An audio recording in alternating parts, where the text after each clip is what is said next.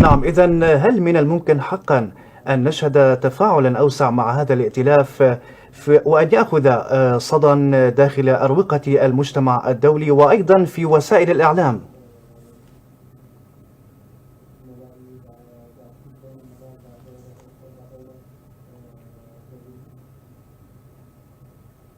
بدون شك ما در این ائتلاف سعیمون بكل تأكيد وبدون أي شك نسعى أن العالم كله والشعوب المتضررة من إيران، ومرة أخرى أقول أنه يعني حقيقة أن توفقنا والكثيرين وقفوا إلى جانبنا ودعونا الكثيرين أن يكونون أو يشاركون معنا وصوتنا يوصل للعالم، مثل ما حصل في 79 في إيران ووصل الصوت، وهذه الثورة أو تلك الثورة لم تطفئ.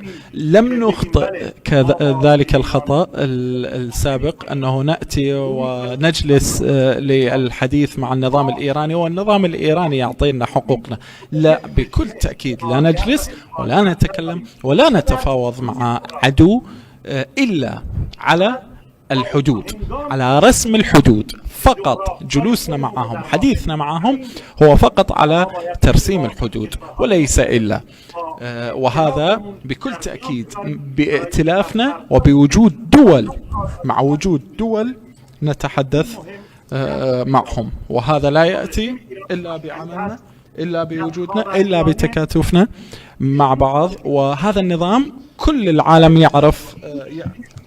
يعرف هذا النظام، والدول الديكتاتورية لا تستطيع أن تدوم أكثر من 40 سنة، وهذه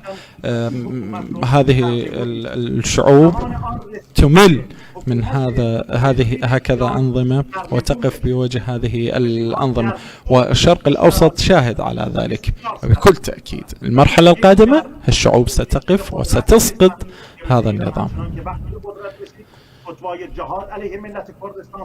ونحن نعرف يعني إذا عندما أتى هذا النظام صدر بقتل الأكراد، صدر قرار بقتل الأكراد، بقتل الأحوازيين، باعتقال الأحوازيين واعتقال الأكراد، وبدأ بقمع الشعوب الغير فارسية، وهذا يعني وحتى الآن مستمر بهذا، وهذا يعطي دليل على أنه هذا النظام انتهى، وبالمرحلة القادمة لم يكن هنالك أي دور لهذا النظام. نعم سيد جمال، كيف تنظرون شخصيا لدور حركة النضال العربي لتحرير الأحواز في دفع المسار السياسي للقضية الأحوازية، وخاصة بعد مؤتمر روما الأخير الذي ناقش انتهاكات النظام الإيراني في المنطقة وقد لقي تفاعلا دوليا واسعا منقطع النظير؟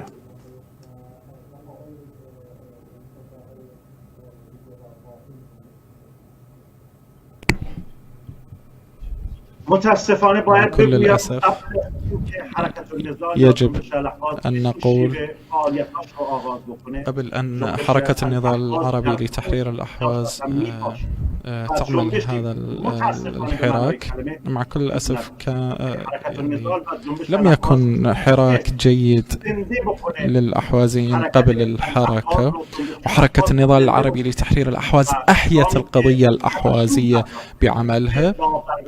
كانت القضية الأحوازية تمحى من الأذهان، لكن حركة النضال أعادت للأذهان القضية الأحوازية.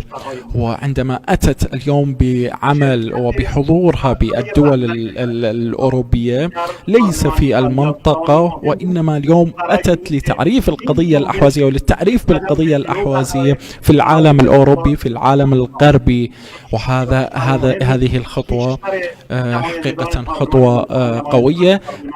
إيطاليا تقريبا هي تحظى على أغلب الكراسي في الاتحاد الأوروبي، إذن هذه خطوة قوية جدا.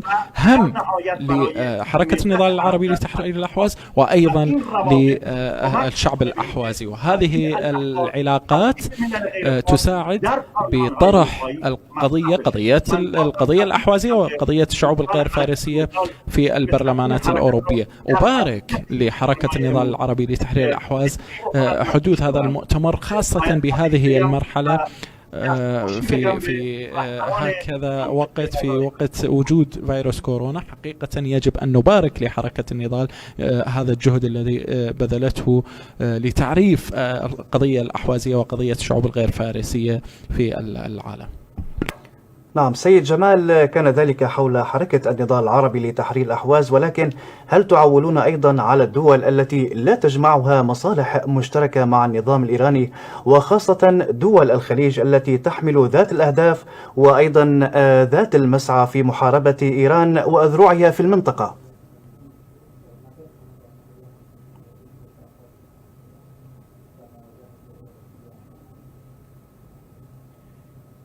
ببینید کشورهای منطقه، شاهد دول المنطقة والدول الخليجية، أهمها الدول العربية، اليمن وكل الدول العربية اللي تعتبر الدول الخليجية في الخليج العربي، كلهم تضرروا من هذا النظام. إرهاب هذا النظام ما في مكان ما توجد خطوات من إرهاب هذا النظام.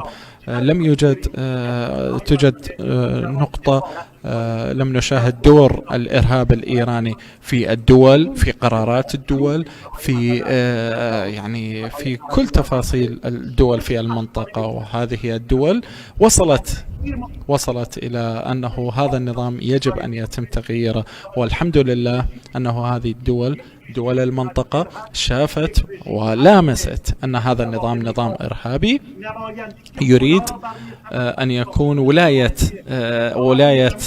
الله في العالم، ويعني نفسه ولي الفقيه في العالم، ويريد أن يكون هو الصاحب لكل الفتاوي الإسلامية ولكل المسلمين.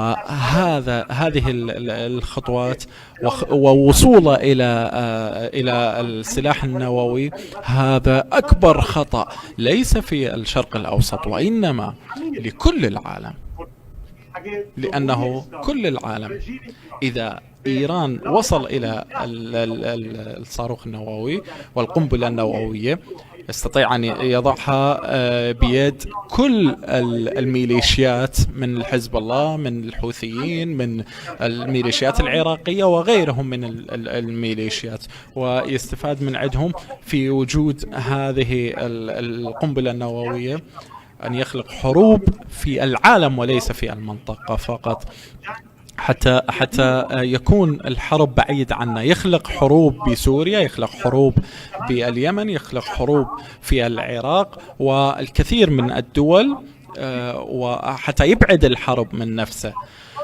والبعض من الدول اللي ما شاهدت هذا الإرهاب الإيراني، مع كل الأسف هذا نقطة أسف لهذه الدول، والحمد لله أغلب الدول عرفت ذلك، والحمد لله أغلب الدول خلقت ائتلاف لمواجهة هذا الإرهاب الإيراني. نعم، ولكن على الصعيد الدولي ماذا تتأملون أنتم شخصيا من الإدارة الأمريكية الجديدة في ظل الأصوات التي تطالب هذه الإدارة في الحفاظ على ذات السياسة في التعامل مع النظام الإيراني وممارسة المزيد من الضغط عليه؟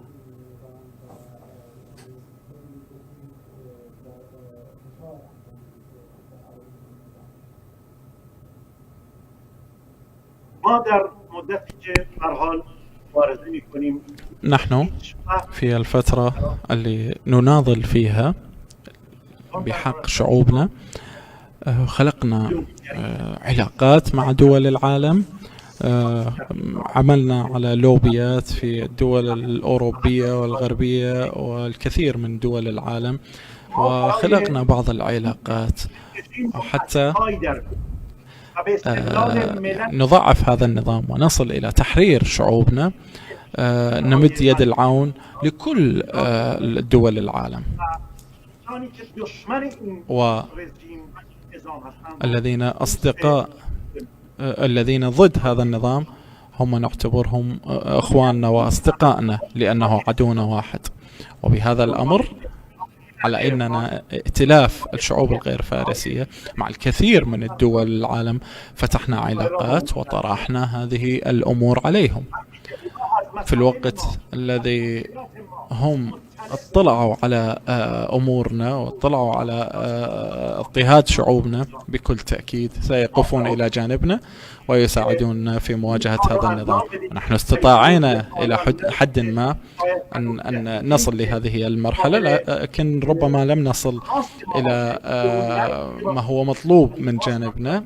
نسعى أن نصل أكثر وأكثر وأن نحقق أكثر وأكثر بجهدنا من أصدقاء ومن وقوف دول إلى جانبنا من خلال اللوبيات وغيرها، لأنه من يسمي نفسه المعارضة الإيرانية من المجاهدين خلق والبهلويين لماذا لهم مشروع أن يجلسون مع الدول الغربية ودول العالم كلها، لكن إلي أنا ككردي أو أحوازي أو بلوشي أو آذري أو كاسبيان غير مشروعة. لهذا إذا أريد أن أوصل دولتي إلى التحرير يجب أنه أمد يد العون لكل الدول المتضررة ويعرفون أن هذا النظام نظام إرهابي. أمد يد العون ونقف مع بعض وأعاهدهم على العمل في مواجهة هذا النظام. نعم، كل الشكر للسيد جمال بوركريم رئيس حركة استقلال كردستان. شكرا جزيلا لمشاركتك معنا في هذه الحلقة. إذن وبهذا نكون قد وصلنا إلى ختام حلقتنا لهذا اليوم من برنامج روافد الخبر. مشاهدينا الكرام، شكرا لطيب المتابعة وإلى اللقاء.